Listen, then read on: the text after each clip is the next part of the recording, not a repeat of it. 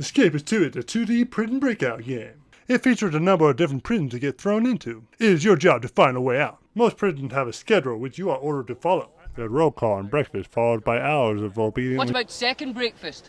Now, in these brutal prisons, the best you can expect is 3 meals a day. The schedule requires you to be at a certain place at a certain time. You can choose to skip some parts of the schedule to work on your escape because it doesn't affect you very much. If you miss roll call, the prison immediately goes to lockdown. Any damages found will be repaired and contraband taken. The security of the prison decreases after lockdown. You will want to work around the schedule for what time you should break out. Dogs could be a problem. Even if you follow the schedule, it gives you plenty of time to think about your escape. Now, if you are caught doing anything you're not supposed to do, you will face the wrath of the guards. If you get beaten down, you will lose your contraband items, so watch out. Another way to get the guards on your bad side is by fighting them, or inmates, or by looting. In a combat situation, you can block attacks, use your weapon or your fist to knock them out. Your stamina will decrease as you block and it gets too low, you're useless. Your strength affects how hard you hit enemies, and your fitness affects how fast your stamina depletes. Heading outside while you're fleeing from the guard is a bad mixture as a sniper are quick on the trigger. The fighting in this game is fun and it mixes things up, but it's entirely optional and it doesn't help in many situations. But it can be rewarding if the drops are sweet.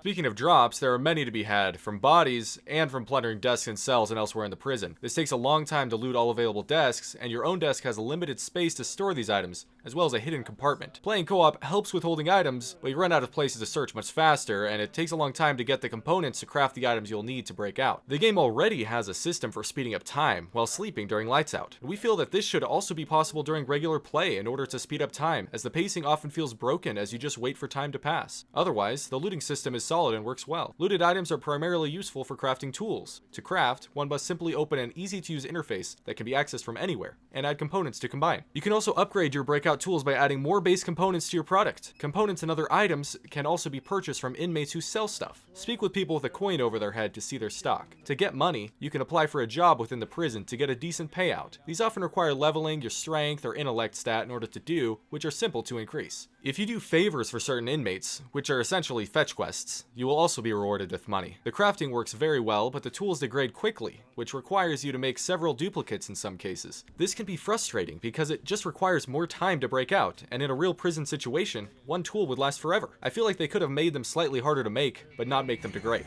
The soundtrack to this game is very good and often changes throughout the schedule, and each prison comes with its own tracks. The theme music is really particularly good. It gets me dancing. The sound effects are good too. Graphic-wise, this game does not disappoint. The detail is good and the animation is spot on, and they did a good job designing the maps. The game's controls are very easy to master, and we have no issues with them. A key problem we ran into, though, was crashing. The game takes more resources than games of similar scope and crashes often. Oddly enough, it crashed more when we were doing short tests in single player than it did when we played co-op. They are still working on updates to this, but it actually crashed less frequently when it first came out. Each prison has a number of ways to escape. One or two of these ways is highlighted by the in-game hint system. One hint is given when you are first admitted to the prison, and another hint can be purchased by using the prison's payphone. These hints are helpful for the single-player experience, but they do not change in co-op mode. This renders the help system non-existent when playing in co-op. It only offers false leads, causing you and your crew to waste time before you figure this out. In effect, the game offers the single-player an introductory experience, but in co-op you are completely on your own. This is frustrating because the game makes no attempt to let you know this. They really should have spent more time considering co-op mode so that people can enjoy it without already knowing how to play the game.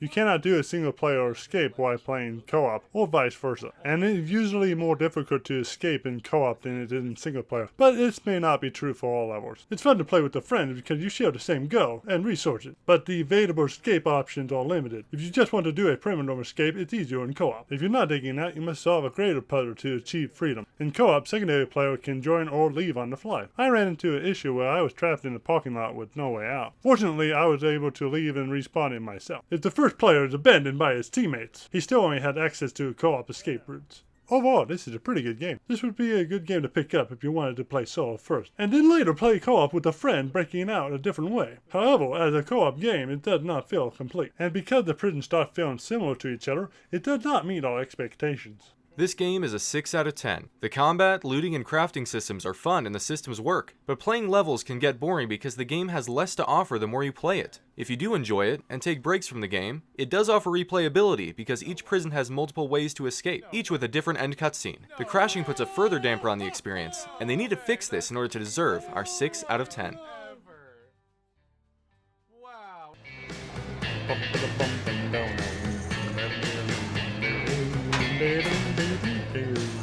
Film was one.